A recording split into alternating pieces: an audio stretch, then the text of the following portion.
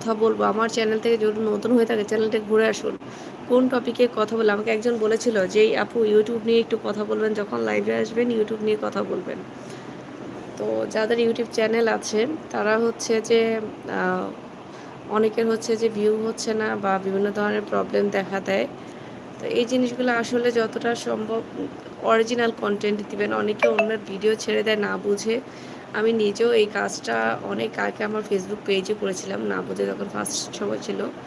So YouTube channel যদি র‍্যাঙ্কিংয়ের জন্য হোক কিংবা ইউটিউব চ্যানেল যদি গ্রো করতে চান অথবা এটাকে, কারণ ইউটিউবে টিকে থাকা আসলে মুশকিল। তো এটা তো আপস অ্যান্ড ডাউন থাকেই। তো যারা হচ্ছে ইউটিউব নিয়ে কাজ করতে চান তারা অবশ্যই একটা টাইম মেইনটেইন করে ভিডিও দিবেন। অ্যান্ড হচ্ছে প্রত্যেকটা ভিডিও চেষ্টা করবেন অরিজিনাল দিতে। কারণ অরিজিনাল কনটেন্টই কিন্তু বেশি, বেশি রিকমেন্ড করে ইউটিউব। আর এখন তো অনেকে আছে যে নিজের কনটেন্ট না দিলেও আপনি হচ্ছে যে চাইলে এআই কনটেন্টও ইউজ করতে পারেন। কিন্তু এখানে একটা ব্যাপার আছে। এআই এর মধ্যে অবশ্যই, অবশ্যই নিজের একটু হলেও নিজের ভয়েস দিবেন, ২-৪ টা কথা নিজের ভয়েস দিবেন। সেক্ষেত্রে মনিটাইজেশন প্রবলেম হবে না।